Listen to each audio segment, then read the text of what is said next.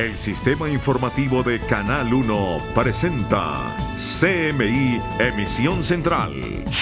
Asegurada aprobación de la reforma tributaria.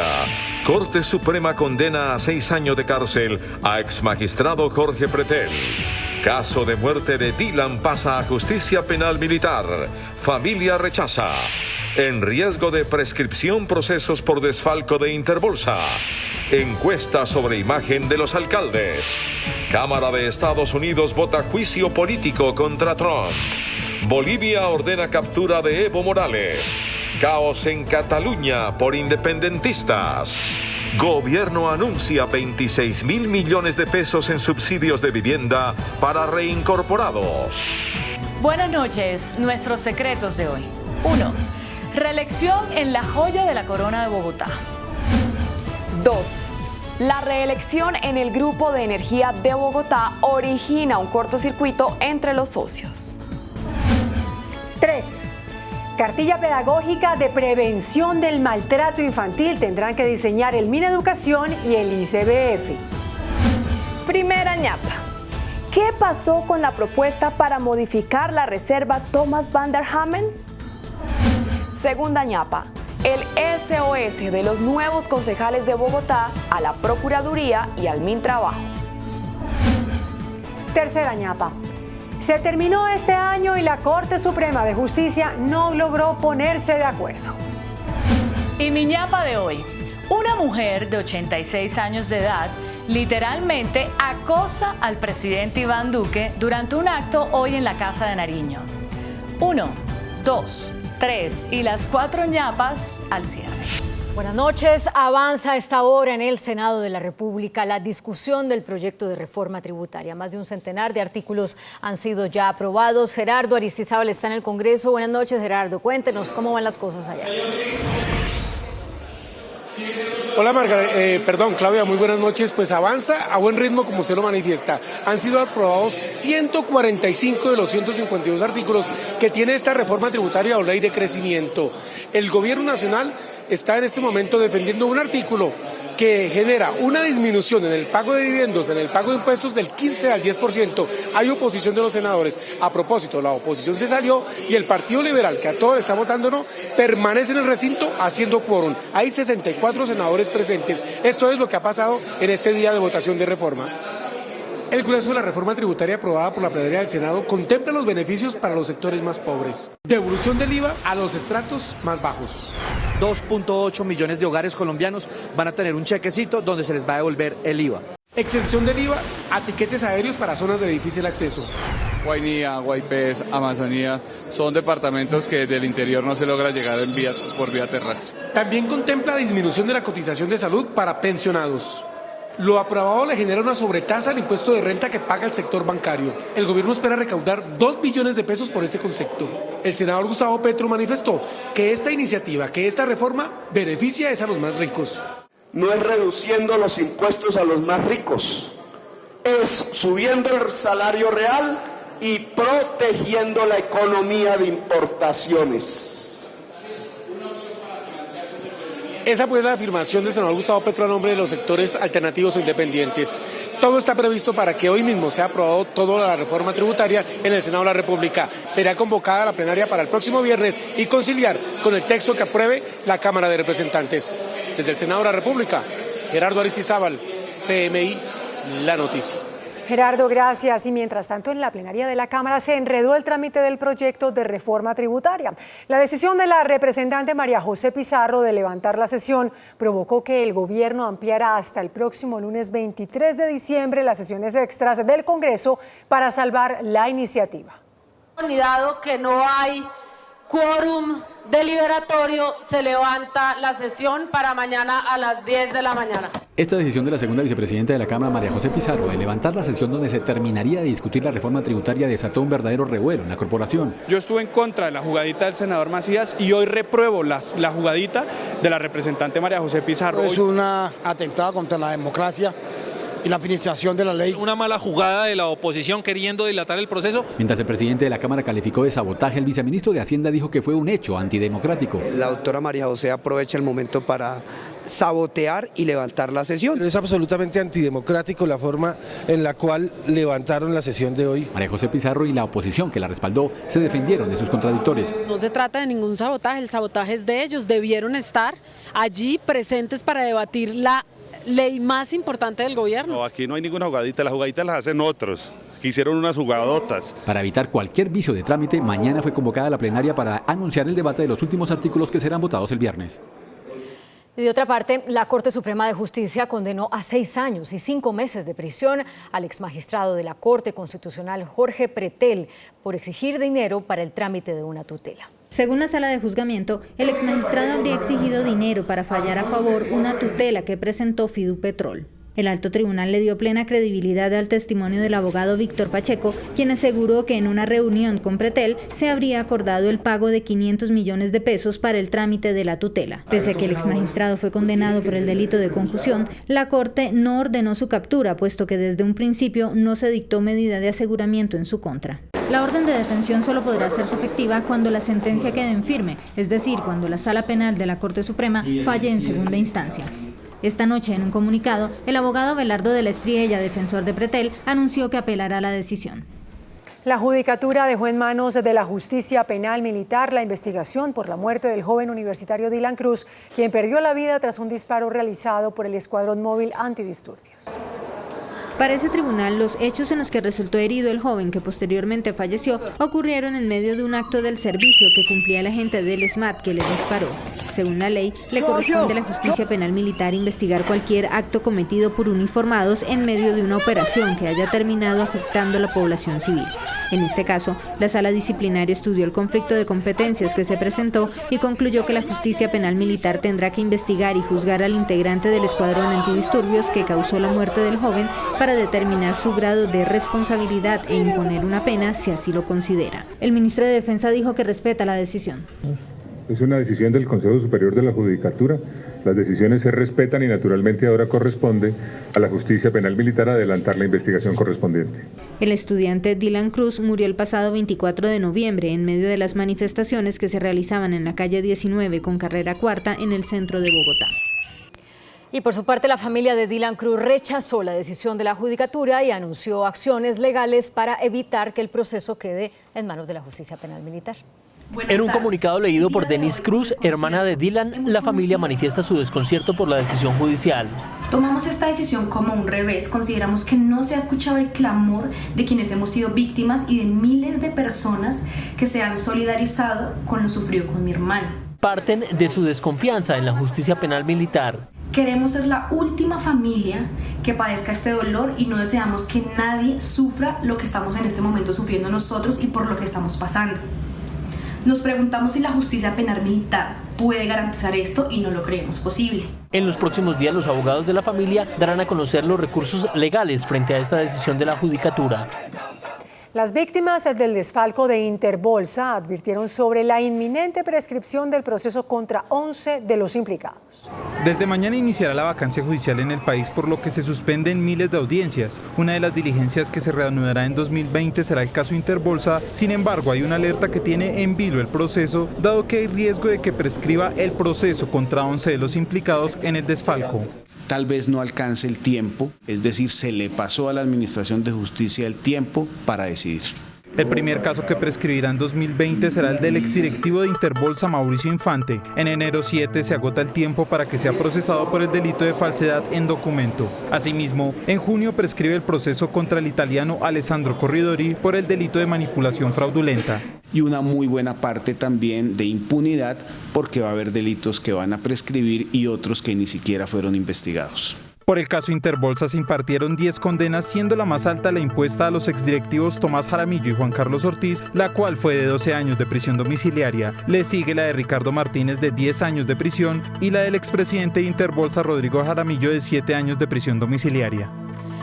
La presidenta de la Corte Constitucional, Gloria Estela Ortiz, admitió que en algunas ocasiones las decisiones de ese tribunal son utilizadas para sacar provecho político por parte de ciertos sectores. Según la magistrada, sentencias como la que levantó la sanción al consumo de sustancias psicoactivas y alcohol en los parques fue entendida de manera errónea.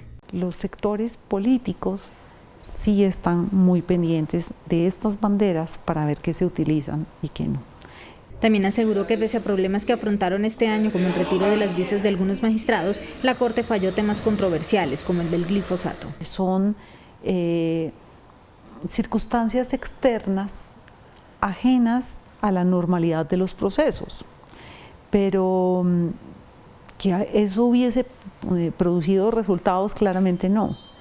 Señaló que es necesaria una reforma profunda a la justicia para que los ciudadanos confíen en sus jueces. Si las encuestas dicen que la gente cree en la acción de tutela en más del 80% y el 20% cree en los jueces, la acción de tutela no se falla sola. Sí creo que tenemos que generar cambios. Estamos haciendo mal algo. Finalmente sostuvo que pese a una inconformidad generalizada de los ciudadanos, confía en que el país saldrá adelante. Fuertes disturbios se registraron en las últimas horas en inmediaciones de la Universidad de Nariño. El escuadrón antidisturbios dispersó a los manifestantes. Esta situación afectó a los transportadores y viajeros que transitaban entre Pasto y los municipios del noroccidente del departamento de Nariño. CMI revela la última gran encuesta del Centro Nacional de Consultoría sobre la imagen de los alcaldes de todas las capitales del país. Estos son los resultados. Barranquilla, Alejandro Char, positiva 86%, negativa 14%. Medellín, Federico Gutiérrez, positiva 82%, negativa 15%. Santa Marta, Rafael Martínez, positiva 81%, negativa 15%. Pereira, Carlos Hernández, positiva 79%, negativa 13%. Montería, Marcos Pineda, positiva 78%, negativa 19%. Sincelejo, Jacobo Espinosa, positiva 76%, negativa 21%. Bucaramanga, Manuel Azuero, positiva 67%, negativa 25%. Ibagué, Guillermo Alfonso Jaramillo, positiva 67%, negativa 31%. Manizales, José Octavio Cardona, positiva 67%, negativa 24%. Neiva, Rodrigo Lara, positiva 65%, negativa 28%. Valledupar, Augusto Ramírez, positiva 64%, negativa 36%. Cali, Maurice Armitage, positiva 55%, negativa 42%. Pasto, Pedro Obando, positiva 53%, negativa 42%. Villavicencio, Wilmar Barbosa, positiva 44%, negativa 55%. Tunja, Pablo Cepeda, positiva 43%, negativa 51%. Popayán, César Gómez, positiva 41%, negativa 55%. Bogotá, Enrique Peñalosa, positiva 40%, negativa 58%. Cartagena, Pedrito Pereira, positiva 40%, negativa 55%. Armenia, Óscar Castellanos, positiva 37%, negativa 56%. Cúcuta, César Rojas, positiva 30%, negativa 63%. Esta es la ficha técnica.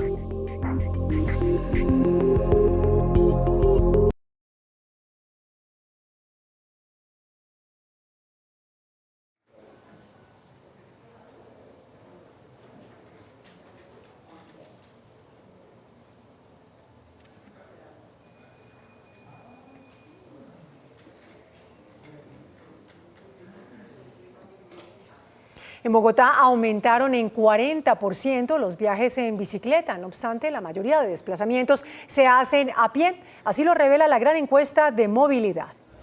La encuesta de movilidad reveló que ha incrementado en un 40% el uso de la bicicleta. Ahora los capitalinos se mueven más en bici que en moto. Son 1.2 millones de viajes que se hacen cada día en bicicleta.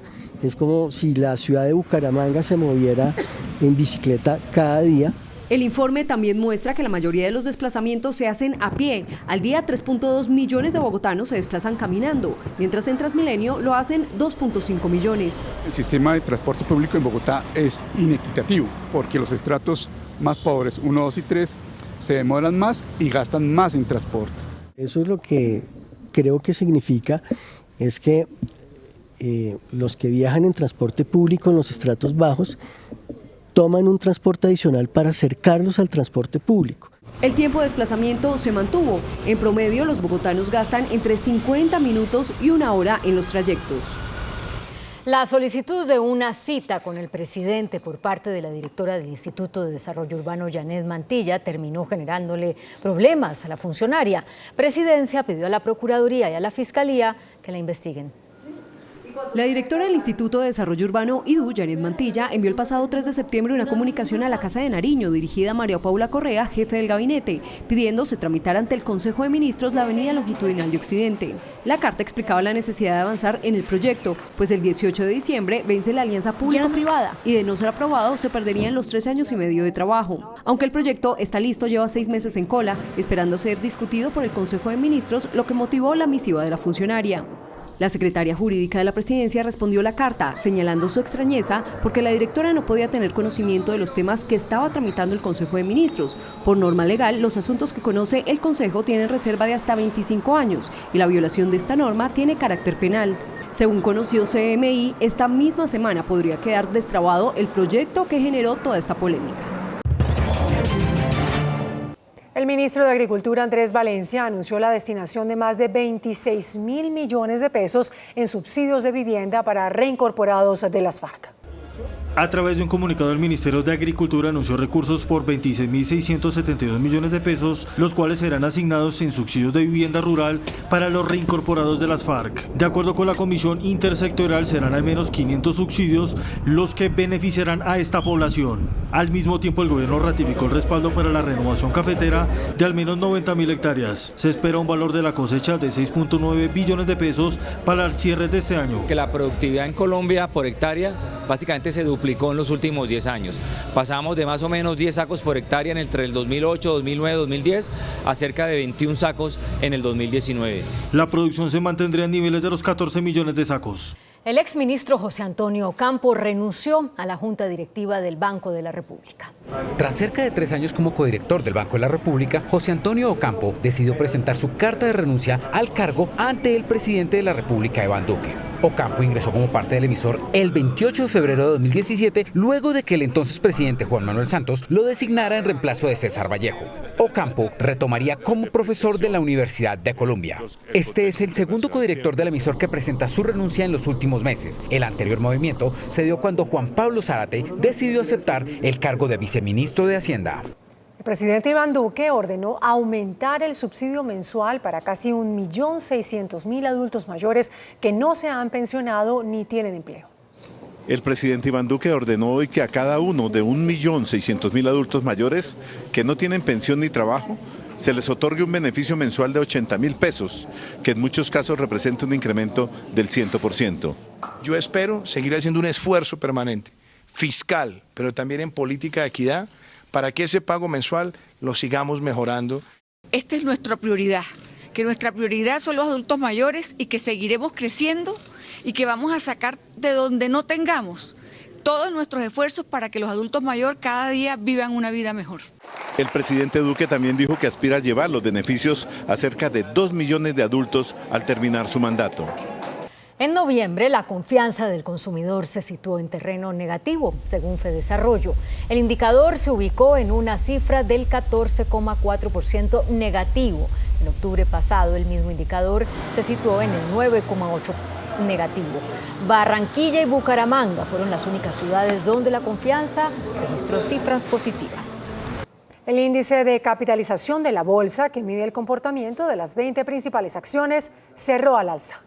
El índice de capitalización de la Bolsa de Valores de Colombia subió 0,66% a 1.635 puntos. La acción preferencial de Corfi Colombiana fue la que más subió con una valorización de 3,33% a 24.800 pesos. La acción de Cemex fue la que más cayó con una pérdida de 1,82% a 4.320 pesos. La acción más negociada de la jornada fue la de Ecopetrol al movilizar más de 29.000 millones de pesos. Y el dólar cerró a la baja. Indicadores económicos en CMI.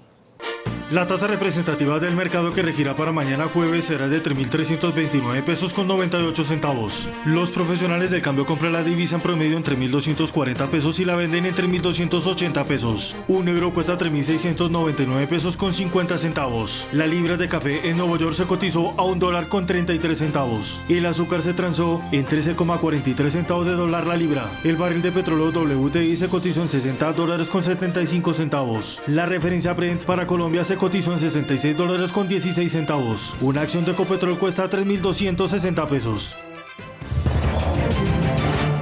El presidente Donald Trump se convirtió esta noche en el tercer mandatario de los Estados Unidos que será juzgado por el Senado.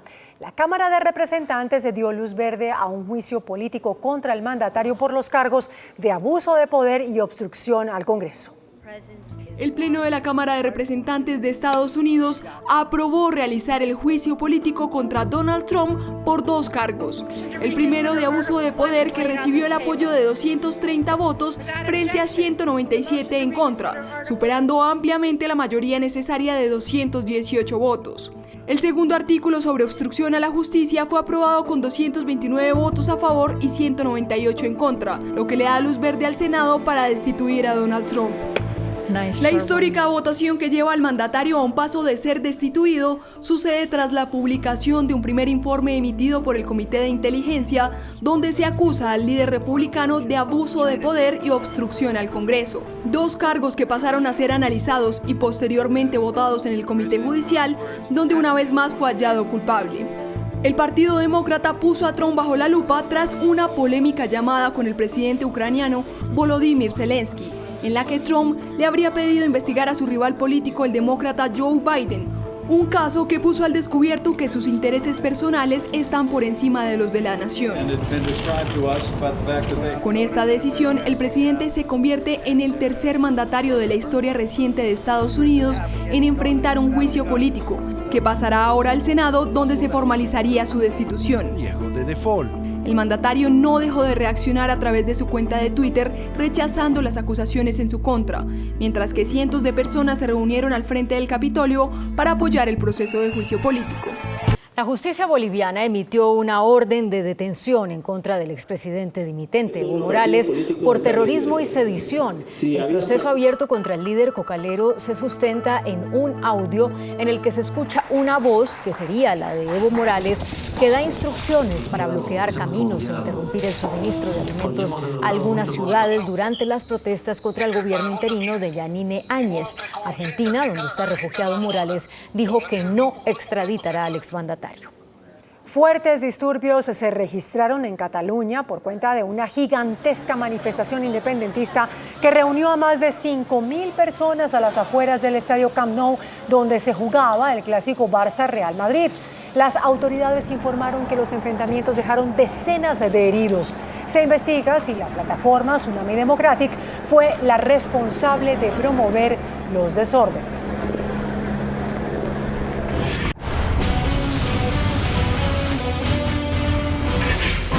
Nuestros secretos de hoy. 1.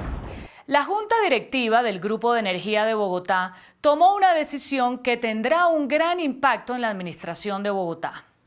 La Junta religió a la actual presidenta del grupo, Astrid Álvarez, quien ocupa el cargo desde enero de 2016 y que permanecerá en él por lo menos durante 2 años más. Aunque no se conoce una reacción oficial de la alcaldesa electa, Claudia López, trascendió que hay molestia por esta decisión. El malestar consiste en que, tradicionalmente, han sido el nuevo alcalde y la nueva junta quienes hacen la elección. El Grupo de Energía de Bogotá es una exitosa alianza público-privada con más de 20 años de historia, considerada como la joya de la corona de Bogotá por las millonarias utilidades que genera. 1,7 billones de pesos generó el último año. Por tratarse de una determinación de la Junta Directiva y de los socios del Grupo de Energía que corresponde a un gobierno corporativo, la reelección de la presidenta Astrid Álvarez tendría que respetarse para no generar ruidos en el mercado de valores y para evitar el pago de una multimillonaria indemnización en caso de que sea relevada. ¿Qué tal el golazo? qué Neymar, ni qué Ronaldo, ni qué Messi. Astrid. 2.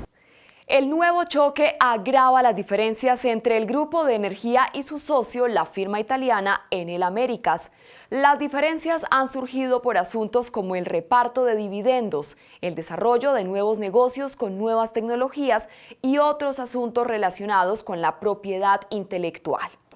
La situación ha llegado a tal punto que la presidenta Astrid Álvarez ha llevado los conflictos ante tribunales de arbitramiento. Cerca de 38 controversias han llegado hasta dichos tribunales, lo cual ha generado molestias entre las directivas de Enel Américas. Incluso personas que conocen el tema indican que la italiana Enel se ha preguntado si el distrito quiere seguir teniéndolos como socios. El tema se ha manejado con absoluto hermetismo público. Solo se ha informado a la Superintendencia Financiera. 3. Cartilla pedagógica de prevención del maltrato infantil tendrán que diseñar el Mineducación y el ICBF. Se busca así que los niños y las niñas comprendan este flagelo.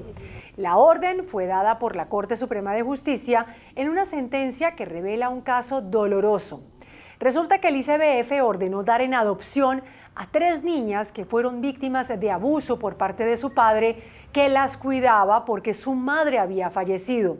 El hermano mayor de las 3 niñas reclamó la custodia de las pequeñas, pero el instituto negó la petición debido a que encontró que este hermano tampoco estaba en condiciones de cuidarlas. La Sala Civil de la Corte aprovechó el caso para pedir que se creen cartillas educativas para que los niños sepan cómo reaccionar ante posibles situaciones de maltrato. Primera ñapa. La reserva Thomas van der Hamen no será modificada. Hoy, la Corporación Autónoma Regional de Cundinamarca le dio la estocada final al suspender sorpresivamente la sesión del Consejo Directivo en la que se abordaría la propuesta del alcalde Enrique Peñalosa. Como era el último Consejo Directivo del año de la CAR, la propuesta del alcalde se quedó sin ser tramitada y a la espera de la aprobación por parte de la CAR. Otro proyecto de Peñalosa que no logra ver la luz al final del túnel. Segunda ñapa. En una carta enviada a la Procuraduría y al Ministerio de Trabajo, los nuevos concejales de Bogotá pidieron que se les garantice el derecho a conformar libremente sus equipos de trabajo, teniendo en cuenta la repentina sindicalización de varios funcionarios. La carta dice: este derecho está en riesgo inminente por el abuso del derecho laboral colectivo que hoy, amparados en el fuero sindical irregular, pretenden ejercer algunos funcionarios. Hace algunos días, esta sección denunció que había vuelto a aparecer, como cada 4 años, el fantasma de los sindicatos en el Consejo de Bogotá. Más de 30 trabajadores se asociaron para evitar ser sacados de la corporación, ya que los concejales para los que trabajan se quemaron o no aspiraron.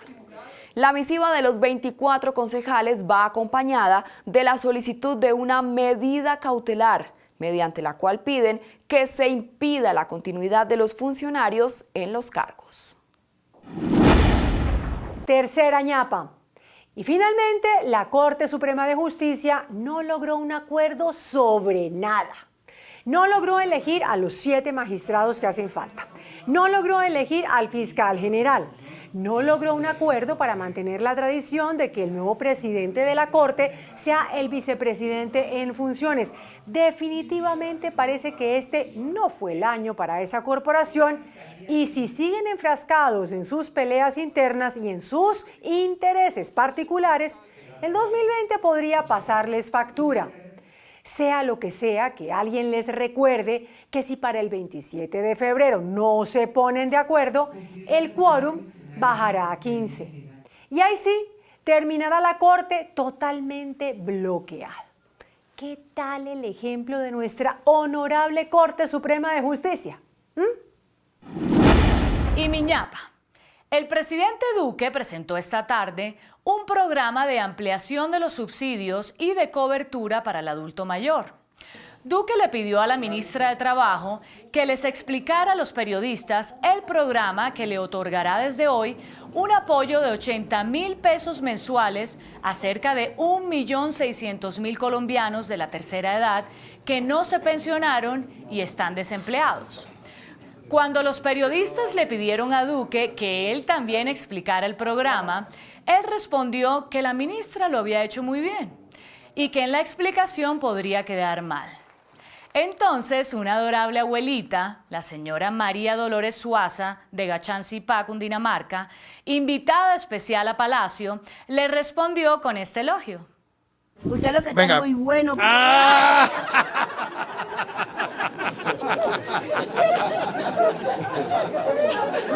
Le va a tocar enséñale eso a las ministras. Ay, entonces. Enseñale al presidente. Hoy el No, presidente se puso rojito, no se ponga rojo. Me puso rojo usted. La viejita se arrima y abraza al presidente. Por un momento, retornó la seriedad y el protocolo en el Salón de Gobelinos, pero la bella dama hizo esta intervención. Por eso vine hoy para verlo de persona y darle el agradecimiento de lo que se afana por nosotros los adultos mayores. ¿Y de persona cómo lo ve? Uy, muy un bombonzote de metro ahora. Uy, papi chulo, Dios lo bendiga.